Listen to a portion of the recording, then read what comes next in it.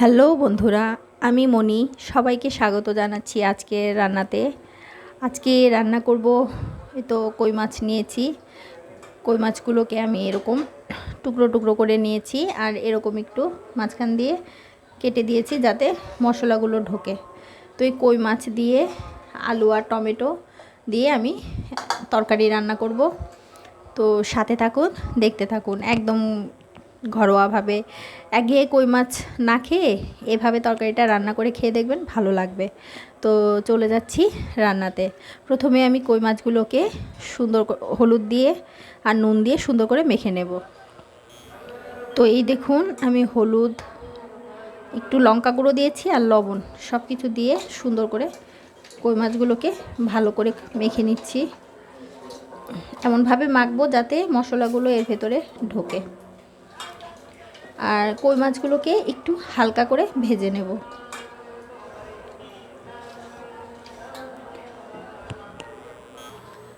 কই মাছগুলো ভাজার জন্য একটা প্যানে তেল দিয়ে দিয়েছি। এবার আমি এক এক করে মাছগুলো দিয়ে দেব। বেশি না, জাস্ট এপিট ওপিট একটু ভেজে নেব। এবার আমি মাছগুলো উল্টে দিচ্ছি। এই তো এতটুকু হালকা করেই ভাজবো। এই পিঠটা যেভাবে যতটুকু ভাজা হয়েছে, অপর পিঠটাও ঠিক ততটুকুই ভাজবো হালকা করে।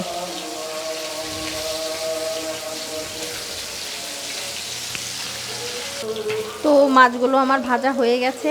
তো এক এক করে আমি মাছগুলো তুলে নিচ্ছি আর এভাবেই আমি বাকি মাছগুলো ভেজে নেব।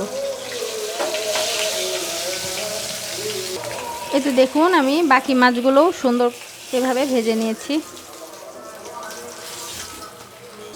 এই তো দেখুন, মাছটা রান্নার জন্য আমি কড়াইয়ে ওই মাছ ভাজা তেলটাই দিয়ে দিয়েছি। তো এর ভেতরে আরও 1 চামচ তেল দিয়ে দেব।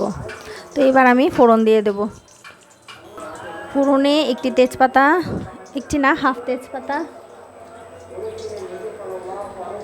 আর অল্প একটু জিরে। তো এটা লাল হওয়ার জন্য ওয়েট করছি।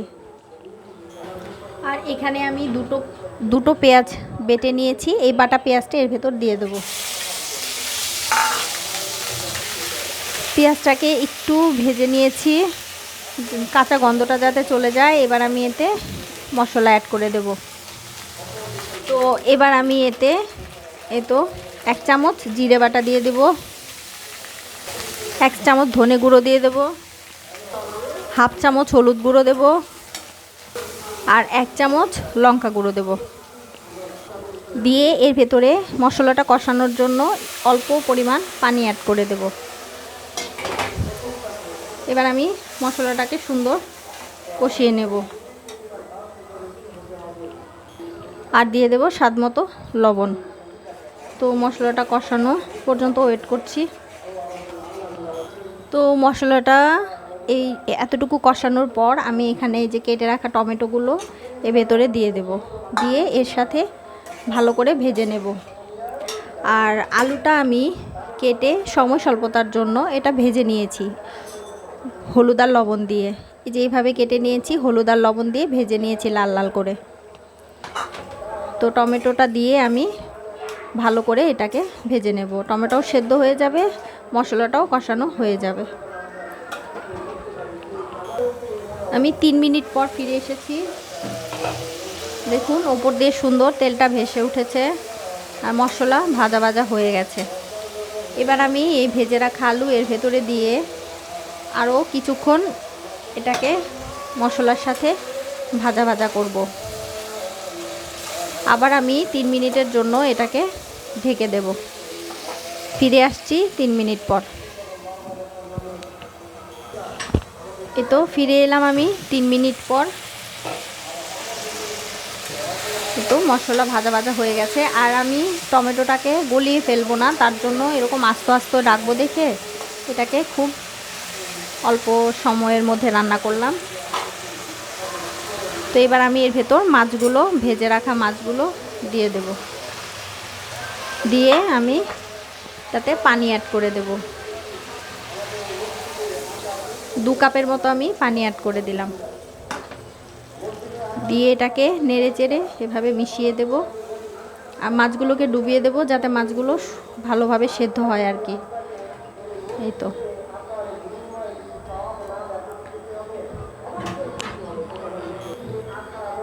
এই তো সবগুলো মাছ আমি এইভাবে ডুবিয়ে দিয়েছি। দেখুন কত সুন্দর একটা কালার এসেছে।